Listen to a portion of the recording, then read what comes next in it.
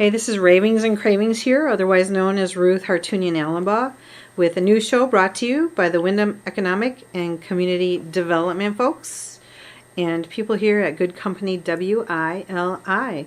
Today I am here with my friend Grace Reddy. Welcome, Grace. Hello. Hello. Grace is going to talk about what it takes to feed her tribe. So, Grace, tell us a little bit about your family so that people know what I mean when I say tribe. So we are a family of 10. Mm-hmm. I am happily married to my husband, Ryan, and we had 3 daughters. Mila is 13 now. Mm-hmm. Ellie is 11, and Esther is 8. And we thought our family was complete and done, and then we felt like we wanted to be a blessing to a child or children maybe who didn't have a family. Mm-hmm. So we started our adoption journey and ended up adopting 2 boys from China. Mm-hmm. Joshua is now 15 and Hudson is 8, almost 9 in a week. Mm-hmm. And we got home from China and realized a couple months later that we were pregnant with surprise twins. And so that was a fun adventure, growing our family very quickly from 3 kids to 7 kids in just, around 8 months or so. That's pretty intense, my friend. Yes, and then Adira joined our crew 2 years ago. So we have 8 kids, and then my husband and I, so we have 10 kids. So we are quite the tribe of people to feed on a daily basis. Yeah, so we're going to talk about so many things. Let's talk about, where should we start? Where would be the best place to start? What do you think? Well, when I think about meals for our family, I always think about planning. Okay. Because I don't want to live at the grocery store, even though I could. Mm-hmm. And so a couple years ago, I decided to fine-tune my meal planning technique. I created like a whole sheet of paper. Oh, wow. Yeah. That lists out, okay, this is our breakfast, this is our lunch, this is our dinner, this is snack number 1 and snack number 2. And so I have on one piece of paper a week's worth of planning for the week, and then I make my grocery list based off of that, and then I plan it all out, and then that sheet of paper, meal plan for the week, goes on the fridge. So my kids don't have to come to me 50 times a day and say, Mom, what's for snack? They just can go look at the sheet of paper that says, morning snack, carrots, or whatever it is. And then we go from there. So that is where meal planning for our family starts every week. All right, so you plan weekly is what you're saying, yeah? I do. Back when I had just 1 or 2 kids, I actually planned by the month because my husband would get paid by the month. And so I would plan all our meals for the entire month. I would get everything that was like non-perishable and could sit in the fridge for a month, and I would plan a whole month at a time. But I don't have as much time right now with 8 kids as I did with 2. So I do weekly. Okay, and then tell me about your menu choices and what kind of foods you choose. Like, what are your kind of like your staples as far as what you're eating in the Reddy household? So we made a decision when we had kids shortly after having our first daughter to try and feed our kids whole foods. We thought it was important to prioritize their health and their well-being, and to feed them whole foods. It actually started because I had read some article about high fructose corn syrup and it not being good for you. And then I went to the grocery store and I was like, I'm going to try this week to buy foods that don't have high fructose corn syrup. And come to find out, almost everything in the store that was processed had high fructose corn syrup. Yep. So this is where this journey started towards whole foods. Because then I realized, oh my gosh, what are we feeding our kids? I don't even know, I'm like 26 years old. What have I been eating my whole life? I don't know.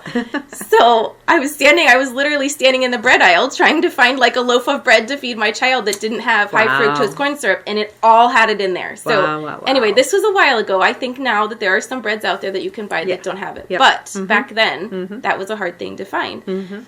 So what we found works for our family, at least, is we try and get foods that are wholesome, and the fewer the ingredients, the better. So this means... That's a good rule. This means eating, for snacks, they have fruits and veggies, For breakfast, a lot of times we'll just have oatmeal, and like for special, we'll cut up, apples with cinnamon or something like that, or a little honey in it for sweetener. And we found that when we feed our kids wholesome foods, they're not after us all the time for more snacky foods. Do you know what I mean? So it's we're not giving them a little pack of something that's going to tide them over for 20 minutes and then have them craving more sugar. We feed them foods that keep their belly full for longer. And that actually helps save us some money because usually the more wholesome foods aren't quite as expensive as the processed foods.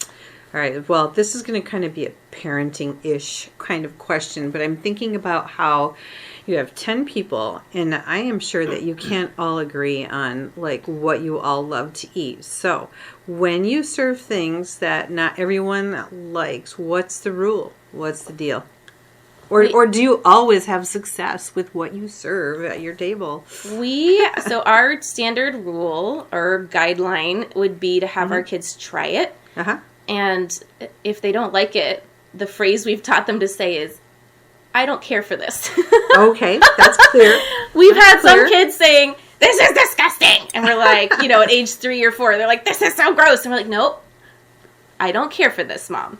But the rule is, our guideline is that they need to try a bite of something because they never know. Good. Sure. But, we all have our own tastes, right? I have things I don't like as an adult. I'm sure you have things you don't like. So absolutely. The expectation that our kids will always eat and love everything all the time really isn't realistic, I don't think, is in our book. So, but that being said, we also don't make individual meals for all of our kids. So we've never done that. So our kids have been raised knowing this is dinner. Here it is. You can eat what you would like. If you don't like it, if you've tried it one time before in your life, fine. That's fine. Don't eat it. It's okay. And usually we have more than one dish. We don't I guess we'll do like a pasta night or something where it's mixed together. But for the most part, there's a couple different options for them in terms of sides or whatever, where they can kind of pick and choose. But what is on the table for dinner is what is available to eat for dinner. You're not going to go make yourself a sandwich or something like that. Yeah. Yep. And the line is, what is it again? I don't care for this. I don't care for this. Okay, guys out there in Radio Land, I'm sure Grace will share that with you, so you can feel free to use that phrase.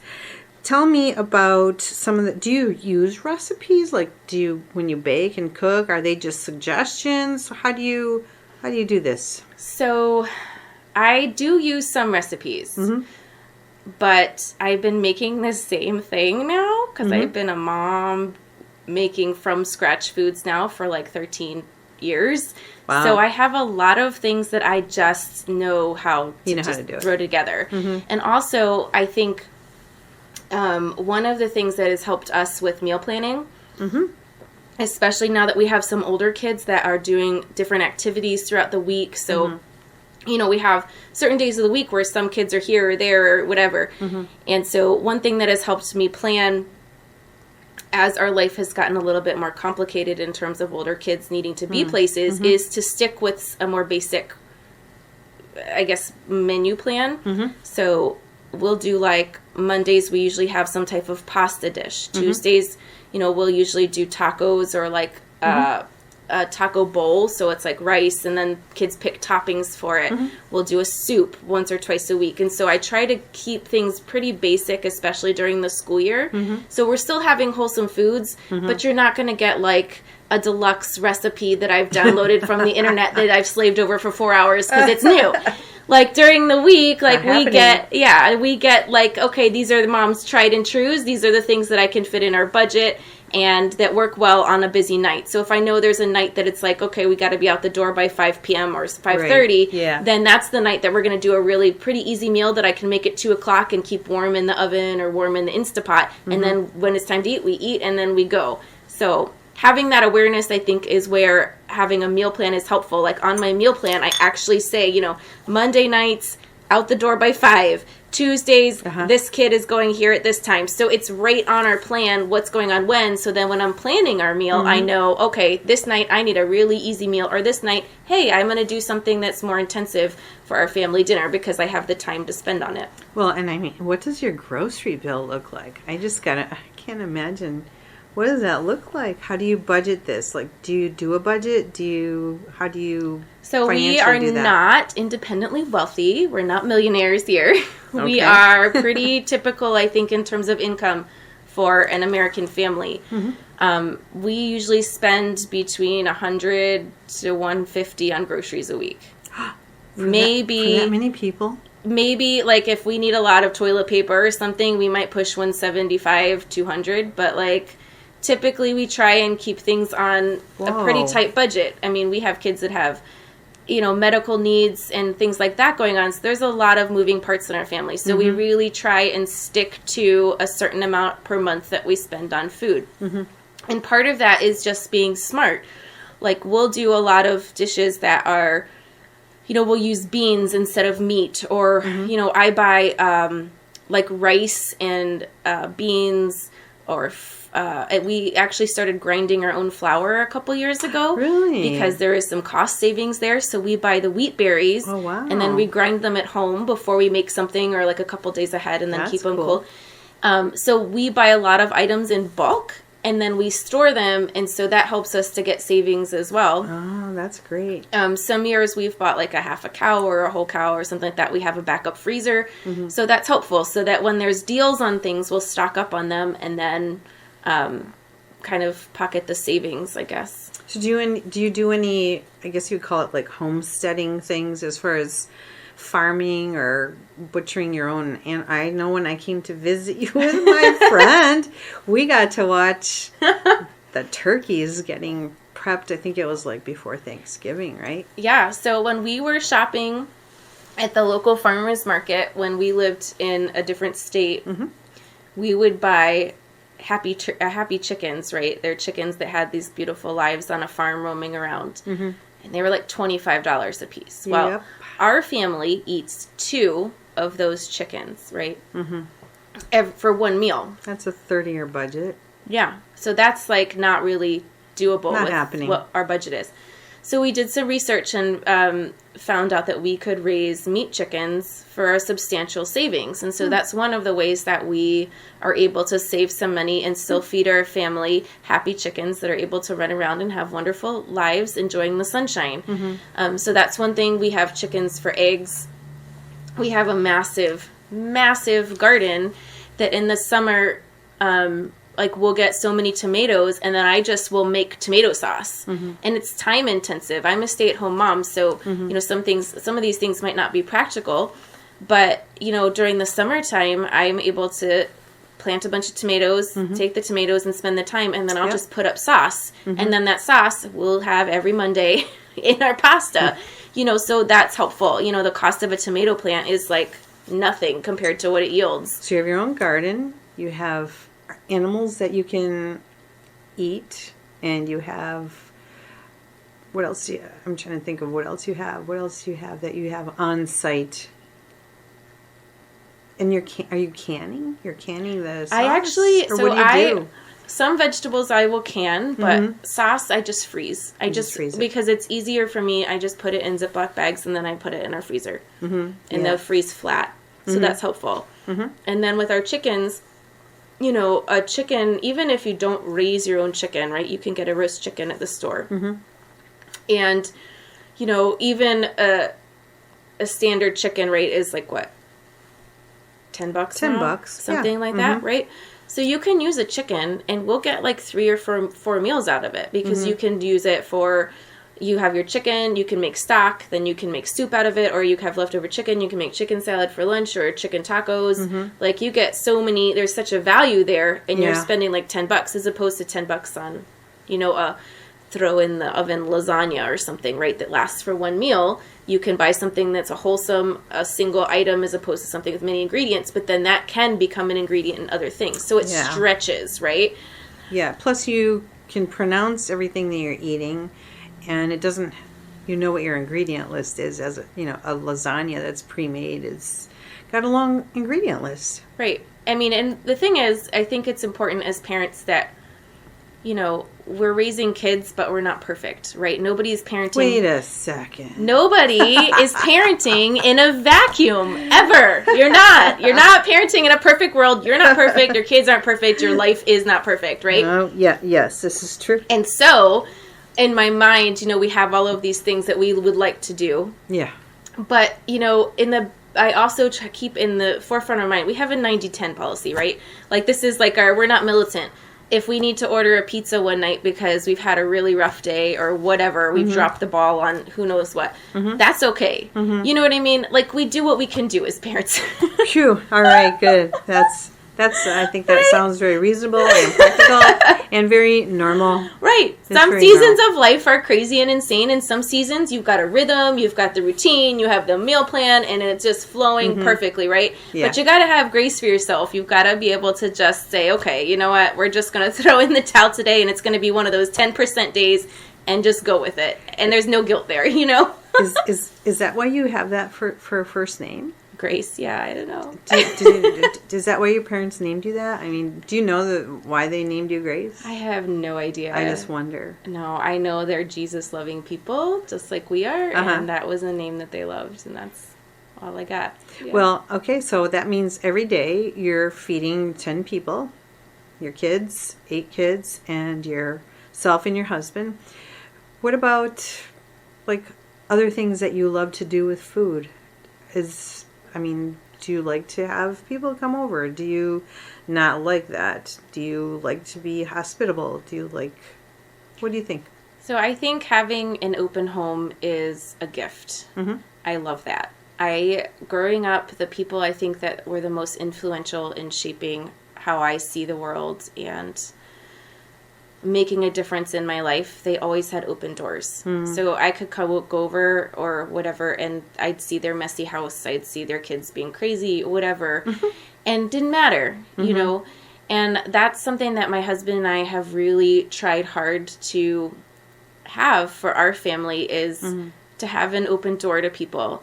And so it's a lot of work for us to feed our family, right? Like, it's a lot. It takes a lot of pans. It takes a lot of prep. I mean, it's a lot of things, and so one of the ways that we try and do that is just to have staples on hand. So if we need to throw together like a quick dinner because somebody just popped in, like we have 50 pounds of rice, stored in little buckets. What are you going to do with that, right? And we'll make a big thing of fried rice. I mean, yeah. That's easy. It's an easy thing. We go out, we get some eggs from our chickens in the backyard, and we mix it up with some veggies. Do you get those? Do you buy those packages of noodles and the ramen-y things or anything like that? My kids actually are ramen addicts. They love it, huh? They love it, much to my... Like, they love the cheap ramen. Like, the really cheap... But if you crack an egg on it, it's just like, And so, they are always like, I'll buy it in case, like, I don't know, like, there's some inner prepper in me that's like, if the power ever dies for, like, a month straight, we need to have this, right? Yeah. So, I'll get some of this, I'll have it, like, somewhere stocked away, and they're always like, the next day, can we please have ramen? And I'm like, guys, this has got so many not good things. It does, yeah, it's true.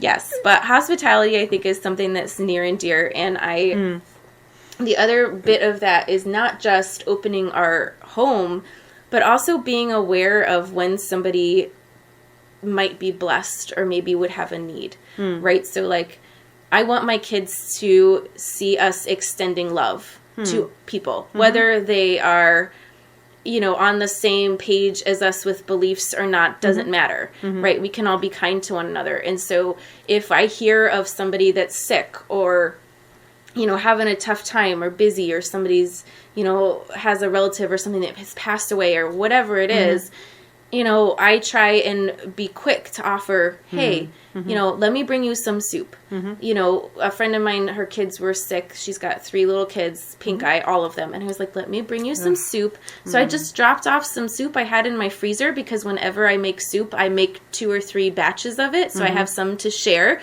Or if we're in like a crisis in our family and I need a quick meal, I grabbed some soup out of the freezer. I warmed it up, put it in a canning jar, and dropped it off on their porch with some salad, and was like, be blessed, I think food is kind of a love language. I agree. I think totally it's a agree. wonderful thing, right? I think so too. And my kids, it's so nice. Some of my older kids now, like they are totally on board. Like my daughter brings her teacher cookies all the time. Every Tuesday, or not Tuesday. Yeah, Tuesday. Every Tuesday or Thursday she has ballet. And every single Tuesday or Thursday, Mom, can I make cookies for so-and-so, my Lucky teacher? I know. I'm Sheesh. like, it's really sweet to see these things develop and grow in our kids that we've really tried to instill in them because, people think you have to be like, I don't know, amazing to change the world, but you really don't. I think it's really these little acts of kindness and love to share hope and encouragement with others. Like, you're not forgotten. Like, I know you're having a tough time, but come over, have some soup, have coffee. Like, I have a espresso machine at my house, and every day at 1:00 I have a latte every day. Really? It's like clockwork. It's That's really cool. I don't know if it's like cool that or idea. ridiculous, No, but I like that every idea. day for over 10 years now I've done this. Every Seriously, day? Are you I'm that kidding? like yes. Grace. So it's like, come over, it's nap time. That's why the littles go down for nap. Mama no has wonder. a latte, 1:00 latte. But I tell my like, come over. You're having a tough day. Bring your kids. My kids will distract your kids. They'll all go play together. It'll be good. We'll have our latte. Come rest. It's okay. We're all gonna survive. I know it's crazy, but we'll survive. I like the way that you approach that piece of life there like that, because I think everybody's got to eat. Everybody, and in eating there's friendship, and in eating there are things that are forged that can be fostered in a way that I think in no other way can they develop. So I'm a fan of that. I may have to come and visit someday at 1. Oh, you can totally so visit. I can have that espresso. I know your door is always open. Yeah. My door is open too. You know, you can I'll just barge in here with my bring the 8 children. tribe. Bring the tribe Your in. table is long enough to fit It everybody, is. so that's awesome. I can fit everybody. I mean, this is. I don't think I've ever been in another home that has had a table big enough to fit like a family of our size. This is amazing. Yep, this is a 12-foot table. I tell people this is why I married my husband, because he had furniture. But I digress, right? So, today I am here with Grace Reddy, who feeds her tribe of mom of 8, wife of 1, every day, 3 times a day, plus 2 snacks, from what you said, right? Yeah. And it has the door open for the community and for people who are in need. And I think, there's no shame in having a need. No. I know sometimes people don't like to ask for help, but I think it's important that we do that. And even sometimes if people can't ask, like you just said, you offer, let me bring you something. Yeah, you just give. You just say, hey, I mean, I've been there. We've all been there, right? Anybody that's raised kids has been in a situation where you've got sick kids and maybe you're sick too. And sometimes people don't want to ask for help, so I just sometimes don't even ask. I just say, I'm going to drop soup off at your house at 7 o'clock or 6 o'clock. Or just show up. What do you think? Just show up? Yeah, you know what? I don't even need to see you. I can just love you. And yes, you don't have to need to see anyone to love them. Thank you so much, Grace, for being with me today here on Good Company WILI, Ravings and Cravings Radio. Signing off for another day. See you next Monday at 5:05 p.m. on Good Company WILI.